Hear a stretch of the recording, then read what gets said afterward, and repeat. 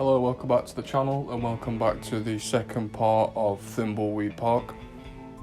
Now I'm not going to go crazy with the commentary. I will be commentating a little bit throughout the playthrough, but I'll mostly be just letting the game do the talking and just talking about what I see fit as we go along. So at the end of the last episode we just woke up in the sewer. Rhea's got knocked out in an alleyway a little bit earlier on in the playthrough. So we're just going to see what's going on and just carry straight on from where we left off. An arm extended in friendship or supplication? Hard to tell. Certainly looks fake. It's made of plastic. No murder here. Looks like this valve has been welded into position forever. Just going to head through this first tunnel and see what we find. This valve has also been welded into position. It's a dime, but it's now pretty slimy. That grate won't come off. Oh, there's a sneaky speck of dust on the ladder there. On hard mode, there's a bit more to this room. I can see a quickie pal store. You have to pass the coin through the vent. You basically get the character on the outside to pass the coin through. Because we need that down here a little bit later on. But on easy mode, it's already down here. The only thing I'd get from poking around these boxes is a case of sneezes.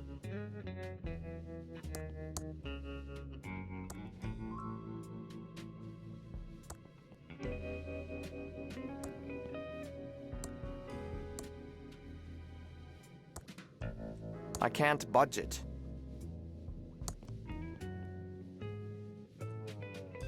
Oh, so there's a speck of dust just by the grate there. I'll pick that up.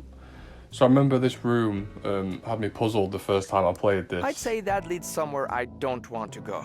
You have to find the name on the wall in the phone book. Looks like someone knew I was gonna get stuck down here. Unless my kidnapper wrote that as a trap. Only one way to find out, I guess. And call the number to escape from the sewer, so I'm just gonna do that now. So switch back over to Ray. You got any second-hand crystals? Have you seen my dime? The phone book is outside the sewer. There's obviously not one down there, so you switch characters and go ahead and find the phone book. I'm just heading back here. For some reason I thought I'd gone the wrong way. I was just checking the phone wasn't here, but it's actually on the other street, so we're just gonna head over there, find the name in the phone book, and get Reyes out of that sewer.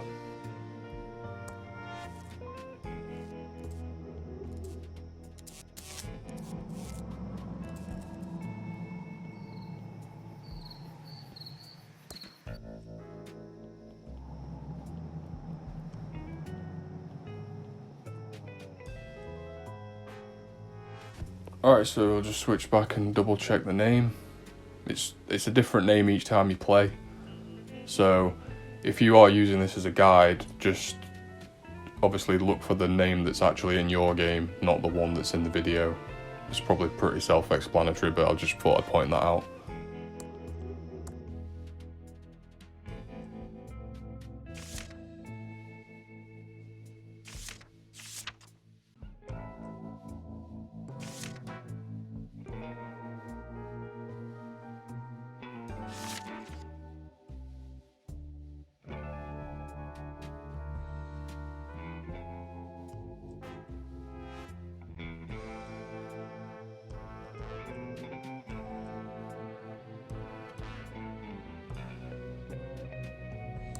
So I'm just going to stick the dime in the phone and call the number and see what happens.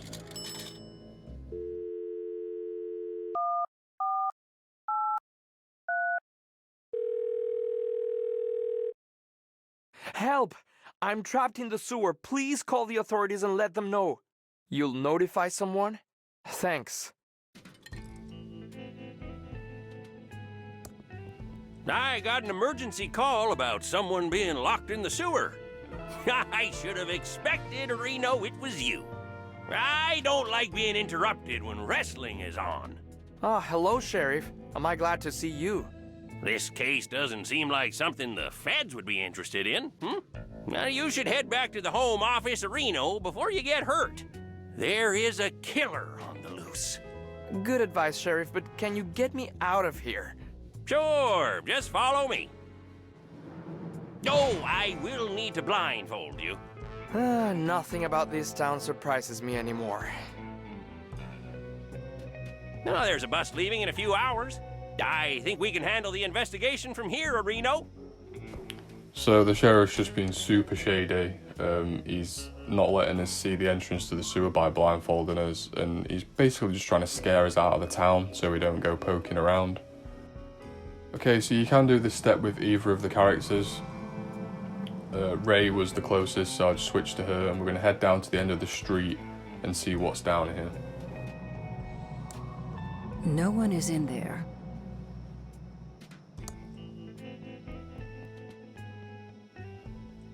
Excuse me, ma'am. I'm afraid I don't have any spare change, miss. I'm a federal agent. Show some respect, or I'll have you booked for solicitation. Sweetie, I'm not a hooker.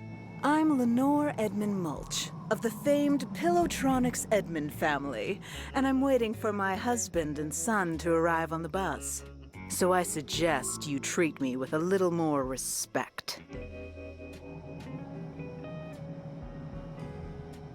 Do you know anything about the body by the river? Oh, sweetie, yes, yes, yes. So glad someone is finally getting rid of it. But one does hear things, and I do have an inkling of who might be connected to this nasty business. Tell me who you think is connected to the body.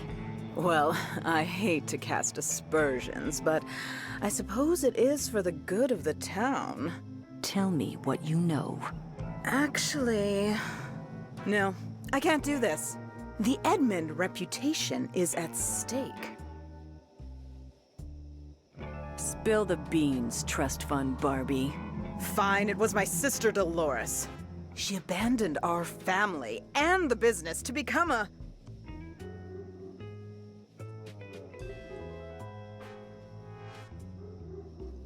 Leather jacket salesman. No. It was far worse. She became a video game developer. It all started a few years back. She only wanted one thing, to be a game designer for that awful game company, Mucus Phlegm. Uncle Chuck wanted something else for her, but no. She was too selfish, only wanted to make stupid adventure games. I've got to get out of this town. Uncle Chuck wants me to program his factory computers, but I just want to design games. I wish I could get a job at a company like Mucus Phlegm Games. Now the only thing I have to look forward to is my favorite computer magazine. In fact, I should check the mailbox and see if it's arrived yet. Okay, so now I've got access to a new character. This is Dolores. She's easily my favourite character in the game. And her bedroom is probably one of the coolest locations in the game as well. So I'm just going to have a little look around, point out some of the secrets in here. I think Revenge of the Jedi was a much better name. You're a rebel, Billy. Albert's my hero. These are part of my action figure collection. These are in mint condition. No way I'm going to touch them. Max was the world's first computer-generated TV host. Someday we'll have one for real. Seems like the mail should have arrived by now. Ada, you're my role model. Too bad you don't program games, though. It's my handy ASCII chart. Never know when you'll need to decode binary messages, so I always practice, every day. It's the math trophy I won when I was 12 and attending a summer program at Thomas Bodeman's School of Mathematics. It's made out of solid pewter, except for the infinity symbol, which is pure titanium. It's a red gel decoder.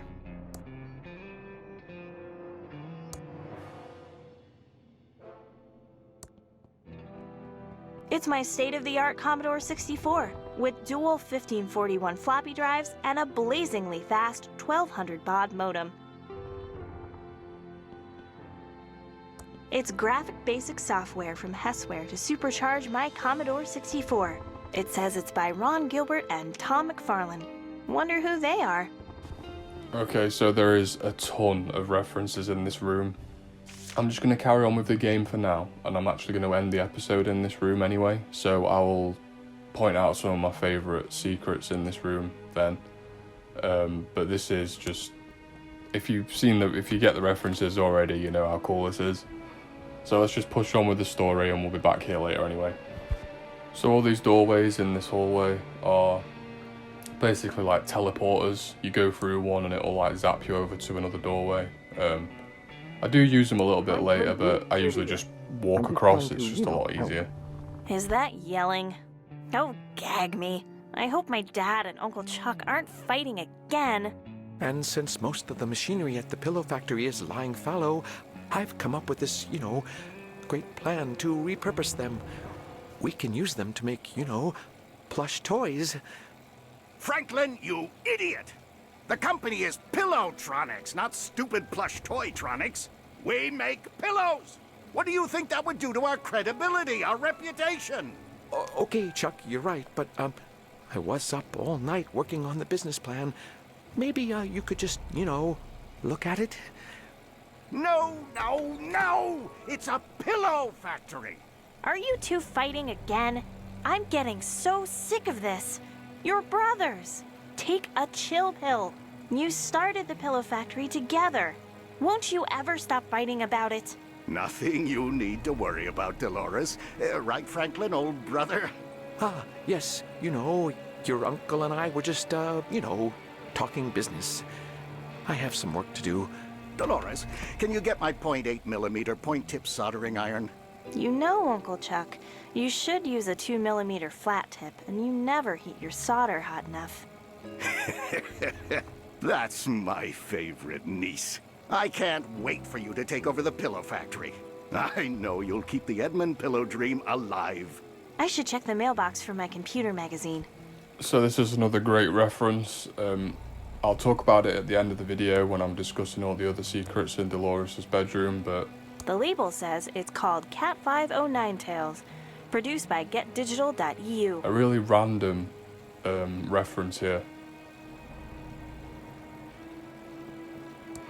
Oh, Dolores, Dolores, Dolores. How many times have I told you not to touch my things? It's a bottle of homemade printer ribbon ink, and it smells awful. Warning, contents highly flammable.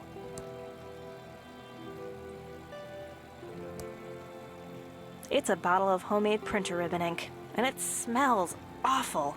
Warning, contents highly... Hello, my favorite niece. You should be nicer to my father. He just wants to help. Franklin is well-meaning, I will give you that.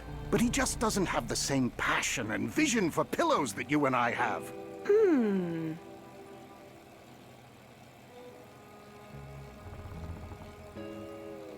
I just wanted to say how much I love you, Uncle Chuck.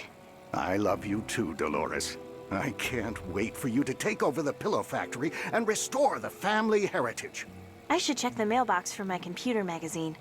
Okay, so she's really worried about telling her uncle that she doesn't want to take over the pillow factory, and that is quite a big part of the story later on. But for now, we're going to head down to the mailbox and get the magazine she keeps mentioning to progress the story, so we're going to head down there.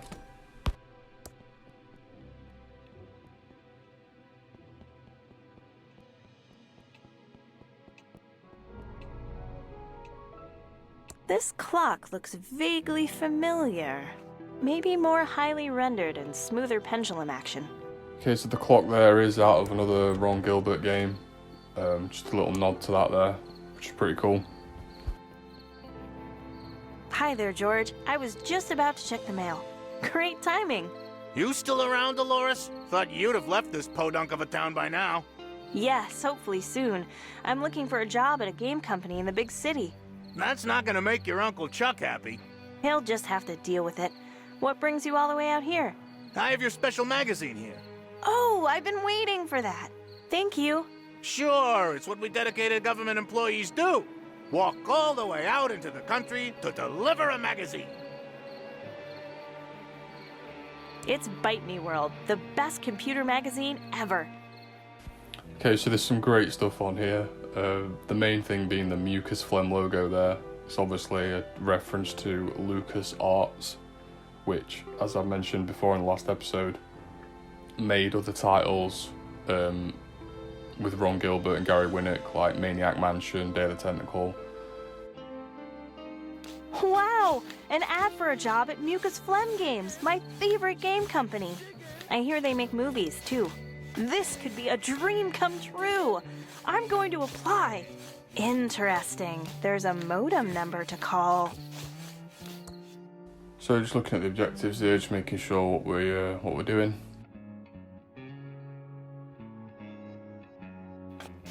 But the guy on the left here. Hi, Doug. What are you digging? All right, Dolores. I'm just digging stuff in the front green. Mostly holes. But then I buries them again, all neat and tidy. Okay, Doug. You're doing a good job. Ta, Dolores. Yeah, so the guy is called Doug and he's digging. Digging? It's very dry firewood. Obviously there's an arcade game from the 80s called Digging? Dig Dug, so that's a reference to Dig Dug there.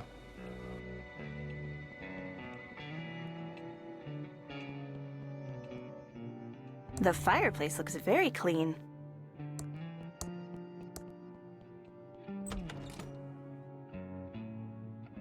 There's nothing inside except an empty glass. There's nothing inside. There's nothing inside. There's nothing inside. There's nothing inside. There's nothing inside. There's nothing inside. What a mess. Someone could cut themselves on those bottles. It's a can of non-trademark infringing Poopsie. There's nothing inside. There's nothing inside. There's nothing inside.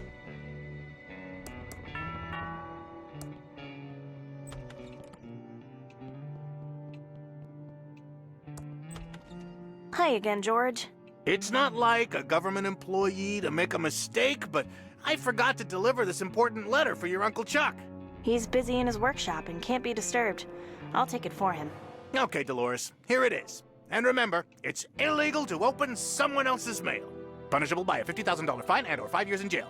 Thanks, George. That's good to know. Okay, back to my vitally important government job. It's a letter to my Uncle Chuck. I'd better not open it. Uncle Chuck would know if I read it, if the envelope is ripped. Okay, so I get a little confused here. On the hard playthrough, you do have Pretty to clean, do considering. a puzzle in this kitchen, but on the easy mode, you don't need to do it, and I remember that. The glass is now filled with water. I'm just going to finish searching the kitchen, but we don't actually need anything from here for this playthrough at the moment.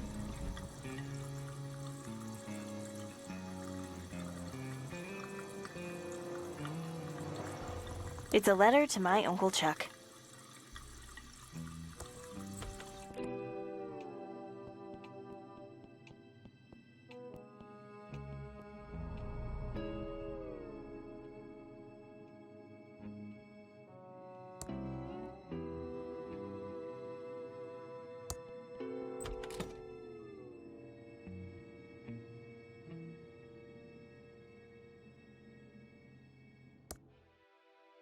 Wow! An ad for a job at Mucus Phlegm Games. It's my state-of-the-art Commodore 64 with dual 1541 floppy drives and a blazingly fast 1200 baud modem. I'm dialing the Mucus Phlegm modem number. It's connecting. I can't believe my computer's connected to Mucus Phlegm. Welcome to the new online Mucus Phlegm job application program.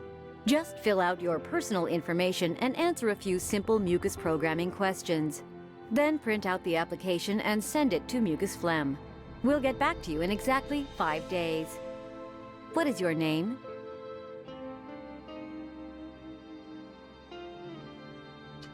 Thank you. What is your address? Alright, so I'm just picking any address here.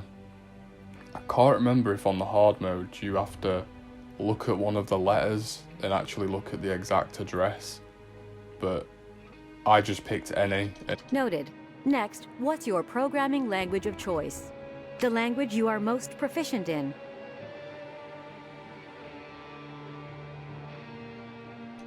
Interesting choice. Please answer the following questions about our proprietary mucus programming language. You must get all of the questions right to submit your application. Okay, first question. This is an easy one. Next question. Also an easy one. Reference counted. A little harder.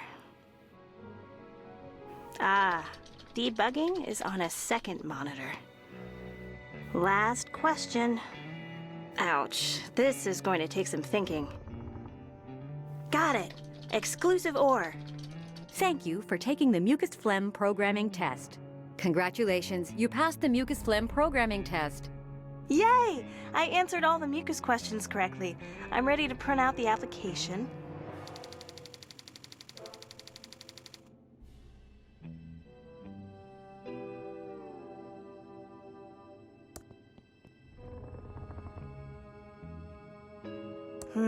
I printed my job application, but the page is blank. Maybe the printer is out of ink.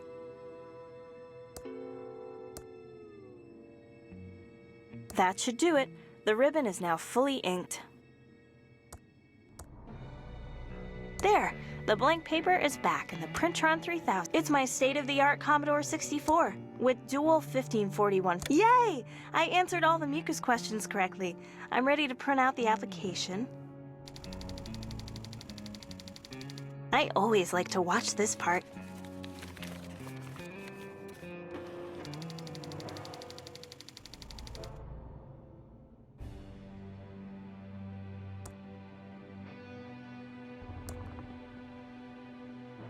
It's my job application of mucus phlegm, all addressed, stamped, sealed, and ready to mail.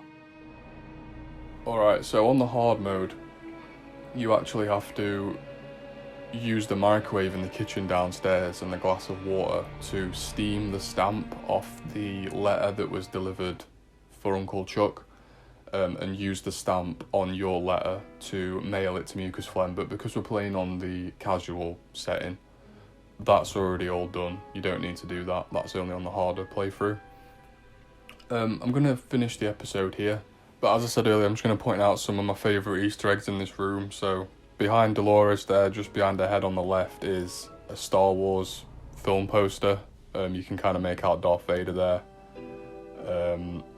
I'm not sure who the guy is next to her. Probably going to get slaughtered for that, but I don't know who that is. But I know it's a reference to something. And obviously you've got Albert Einstein on the left there.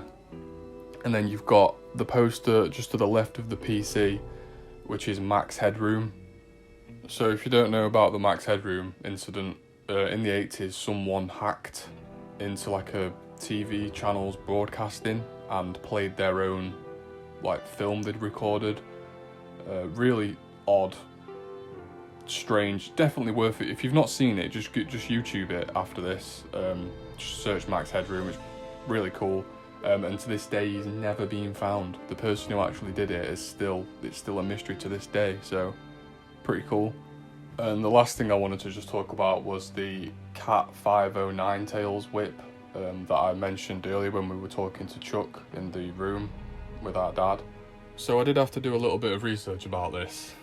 When I picked this item up, I knew it was a reference to something, but I never thought it'd be as random as it is. So basically, a Cat 09 Tails whip is a actual torture device, and Cat 5 is computer cable. Now I'm an electrician, so I knew that what Cat 5 was.